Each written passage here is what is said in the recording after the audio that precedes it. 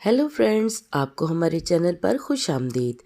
तो तेरे बिन में आपने देखा कि माँ बेगम नौकरानी से कहती हैं कि मीरब के पाँव पर तेल की मालिश कर दो। इतने में ही हया आ जाती है और हया कहती है कि वो मालिश मैं कर देती हूँ। और माँ बेगम इस बात पर बहुत खुश होती हैं।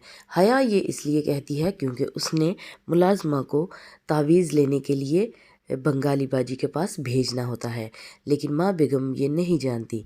लेकिन माँ बेगम इस बात पर खुश होती हैं कि हया मीरब के पाँव पर तेल लगाएगी। माँ हया कहती है कि माँ बेगम, मेरा दिल तो नहीं चाहता, लेकिन आपके कहने पर मैं मीरब के पाँव पर तेल लगा दूंगी। हया मीरब के पाँव पर तेल लगाने के लिए उसके कमरे में आती है और उसके पाँव पर तेल लगाने लगती है। और माँ बेगम उसके पास बैठती हैं और कहती हैं कि अच्छे से तेल लगाओ। कि और मीरब को बताती हैं कि हया ही हमेशा मुझे तेल लगाती है पाँव पर और बहुत अच्छे से तेल लगाती है। माँ बेगम वहाँ से उठती हैं और नमाज़ पढ़ने के लिए अपने रूम में चली जाती हैं। जैसे ही माँ बेगम वहाँ से उठती हैं तो हया तेल की बोतल लेकर सीढ़ियों की तरफ भाग जाती है और साथ में मीरब का मोबाइल भी ले जाती हैं। और वो कहती हैं कि अगर तुम्हें मोबाइल चाहिए तो ले लो मुझसे। उसने सीढ़ियों की तरफ भागना शुरू कर दिया। ये हया की एक चाल होती है। वो सीढ़ियों पर तेल गिरा देती है और भागना शुरू कर देती है। जैसे ही मीरब उसके पीछे भागना शुरू करती है, मीरब जैसे ही सीढ़ियों पर कदम रखती है तो वो सीढ़ियों से नीचे गिर जाती है। और माँ बेगम और मरियम को चिल्ला चिल्ला कर हया बुलाना शुरू कर देती है। जैसे ही हया के पास माँ बेगम और बाकी सब लोग, घर के सब लोग इकट्ठे हो जाते हैं और माँ बेगम भी आ जाती हैं, तो माँ बेगम ड्राइवर को बुलाती हैं और हया को और मीरब को डॉक्टर के पास ले जाती हैं। जैसे ही डॉक्टर के पास पहुंचती हैं तो डॉक्टर साहिबा को पूछती हैं कि मीरब की तबीयत कैसी है। डॉक्टर साहिबा बोलती हैं कि वो ठीक है। तो डॉक्टर साहिबा उनको माँ बेगम पूछती हैं कि मीरब प्रेग्नेंट है, इसलिए पूछ रही हूँ कि आपने उसकी अच्छे से जांच कर ली है। तो डॉक्टर साहिबा बताती हैं कि नहीं, मीरब प्रेग्नेंट नहीं है, हमने उसके सारे टेस्ट अच्छे से कर लिए हैं। माँ बेगम बहुत हैरान होती हैं इस बात पर और मुर्तसिम मीरब से कहता है कि तुम ये खुलासा ख़ुद ही सबको बता दो इसके बारे में कि तुम माँ बनने वाली नहीं हो। मीरब कहती है कि मैं ये बात सबको नहीं बताऊंगी क्योंकि मेरी इज़्ज़त का सवाल है। जैसे ही ये किस्सा शुरू हुआ है वैसे ही ये किस्सा ख़त्म हो जाएगा। जब माँ बेगम को इस बात का पता चलता है तो वो मुर्तसिम को बुलाती हैं और उसको कहती हैं कि अगर तुम्हें मीरब शौहर होने का हक़ नहीं देती तो मैं तुम्हें इजाज़त देती हूँ कि तुम मीरब को छोड़ दो। तो फ्रेंड्स, ये थी आने वाली एपिसोड की स्टोरी जो हमने आपके साथ शेयर की।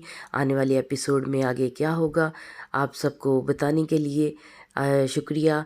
और हम आपसे गुजारिश करते हैं कि हमारे चैनल को सब्सक्राइब कर दीजिए और बेल आइकन को क्लिक कर दीजिए और हमारी वीडियो को लाइक शेयर कमेंट कीजिए।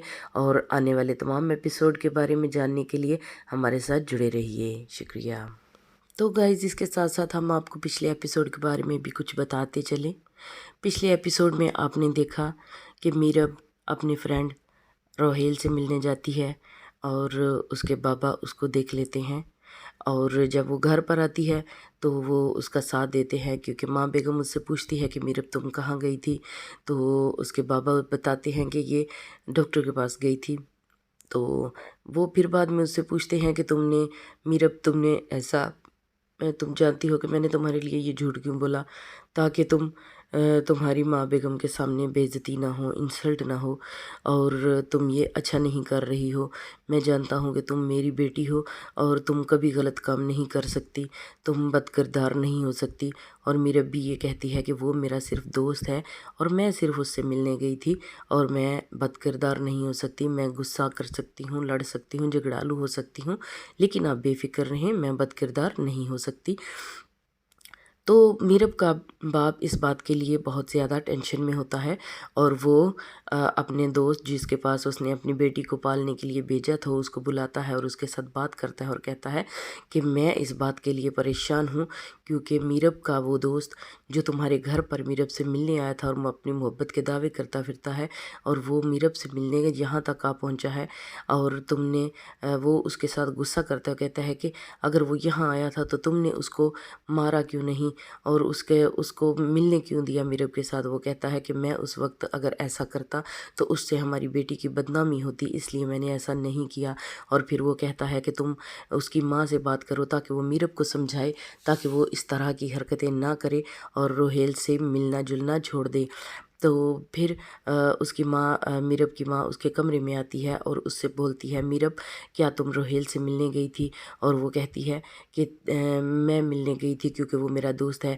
وہ کہتی ہے کہ میرب میں تمہیں کراچی آنے سے روک نہیں رہی، لیکن اگر تم روہیل سے ملنے کے لیے کراچی آ رہی ہو تو ایسے بد لحاظ اور بد کردار لڑکے سے ملنا اچھی بات نہیں ہے۔ تم اس کے لیے ایک ہیرے کو، مرتسم جیسے ہیرے کو کھو دو گی۔ تو میں تمہیں تو سمجھا رہی ہوں کیونکہ ایک ماں اپنے بچوں کو سمجھا سکتی ہے اور میں تمہیں سمجھانے ہی آئی ہوں۔ میرب جب یہ باتیں سنتی ہے وہ سوچنے پر مجبور ہو جاتی ہے، اور یہ بھی اس کے خیال میں آتا ہے کہ مرتسم اس کے ساتھ کتنا اچھا رہتا ہے، کیونکہ مرتسم کی محبت میرب کے دل میں جگہ پا رہی ہے، اور وہ مرتسم جس نے کانٹریکٹ کو پھاڑ دیا تھا اور پھر میرب کے سامنے اس کو جوڑ کر اس کو دے دیا تھا اور کہا تھا کہ یہ کانٹریکٹ تم جس دن پھاڑو گی اسی دن ہمارے بیچ میں جو کھڑی ہوئی دیوار ہے وہ گرے گی، اور مجھے اس دن کا شدت سے انتظار رہے گا، اور میں جانتا ہوں کہ تم ایسا ضرور کرو گی۔ میرب یہ باتیں سوچ ہی رہی ہوتی ہے تو میرب ایسی باتیں سوچ ہی رہی ہوتی ہے کہ روہیل کا فون آ جاتا ہے، اور وہ روہیل کو کہتی ہے کہ میں تم سے نہیں مل سکتی۔ روہیل کہتا ہے کہ میں تم سے ملنا چاہتا ہوں اور تم سے ملنے، وہ کہتی ہے کہ تم مجھے پریشان مت کرو، جب مجھے ٹائم ملے گا اور صحیح وقت ہوگا میں تمہیں فون کروں گی، ابھی میں تم سے بات نہیں کر سکتی۔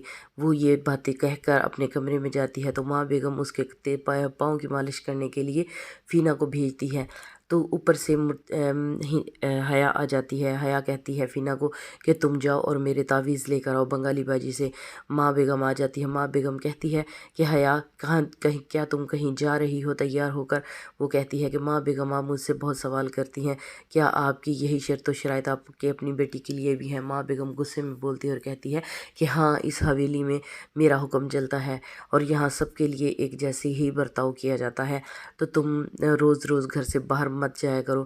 تو وہ فینا کو بولتی ہے کہ جاؤ تم میرب کے پاؤں کو تیل کی مالش کرو۔ وہ